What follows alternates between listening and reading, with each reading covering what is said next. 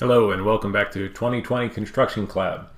We have a scenario where on a project some RFIs were deleted. So we're going to talk about some sequences, document sequences in 2020. First, let's look at this project's RFIs. 1, 2, 3, 4, 5, 6, 7, 11, and 12.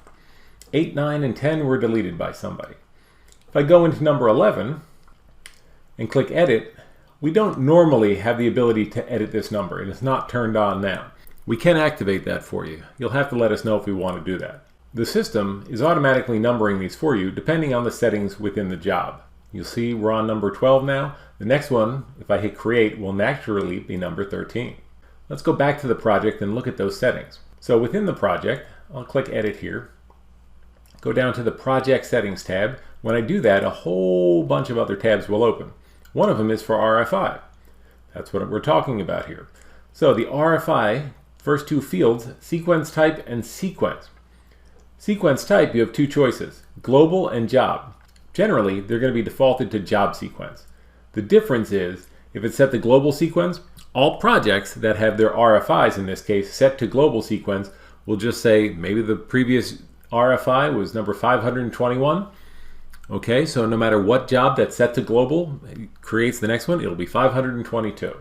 Whereas if it's job sequence, it's going to be specific to that job. So generally, your project management documents are all going to be job sequence. Some of your other documents, maybe your proposals and your customer invoices, maybe you want those to be global sequence. But primarily, we're going to go with job sequence.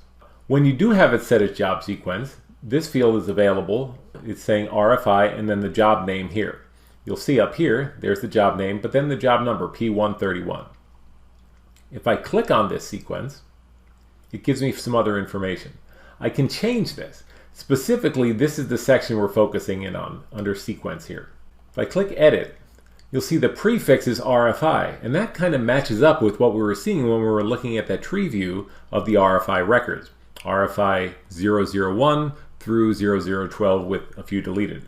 That's the prefix. Normally this has the job number after it, P131. Somebody altered this one to take that off, so that for this project it's just going to be RFI dash and then the sequence after that. So how do we define that sequence? Well, that's over on the right side. First of all, the sequence size is 3, meaning number of digits. 3 digits there. So we saw 001 through 012, each of them 3 digits long.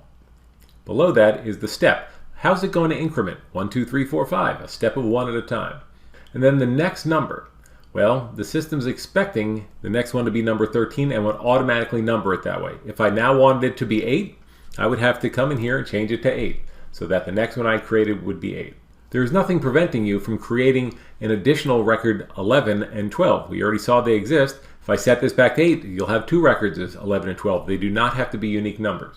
Let's say I'm actually going to do that, and so that would take me through 8 and 9, so then the next one I want might be 10 here. I'll save that when I'm done, and then I can go back to the project. When I create my next RFI, and I'll just hit save here, it numbers it as number 10, exactly what I was expecting. I'm always thankful that you watched. Please be reminded that after logging into your 2020 system, 1, if in a multi-company environment, always be sure you are working within the correct company's data. 2, not all users have access to the same features and options. And 3, your typical workflow may vary from what has been presented. Let us know what else you'd like to see in these tutorials, and as always, enjoy the day.